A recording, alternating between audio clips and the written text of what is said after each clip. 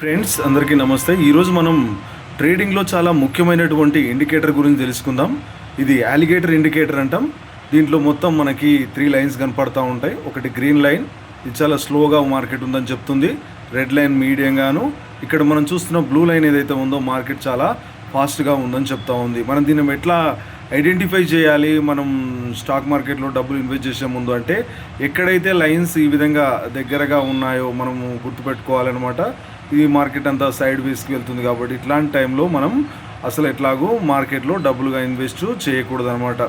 ఎప్పుడు మనం చేయాలి? ఎప్పుడైతే ఈ 3 లైన్స్ ఏవైతే ఉన్నాయో అవి దూరంగా ఎప్పుడైతే ఉంటున్నాయో అప్పుడు మార్కెట్ మూమెంట్ స్టార్ట్ అయిందన్నట్లు లెక్క. ఇక్కడ దూరంగా ఉన్నంత వరకు మార్కెట్ స్ట్రాంగ్గా ఉంటుంది కాబట్టి అప్పుడు మనం బై కానీ సేల్ కానీ చేసుకోవచ్చు అనమాట. ఎక్కడైతే దగ్గర ఉంటుందో అప్పుడు మనం దాన్ని క్లోజ్ చేసుకోవాలన్నమాట. మా మూమెంటం అది దగ్గరగా ఉంటే మార్కెట్ కొంచెం తక్కువగా ఉన్నట్టు, అది దూరంగా ఉంటే మార్కెట్ అన్నది స్టార్ట్ అవుతున్నట్టు. దీన్ని బట్టి చూసుకుంటూ మనం ట్రేడింగ్ కనుక చేస్తే 100% సక్సెస్ఫుల్ కావచ్చు. Thank you for watching.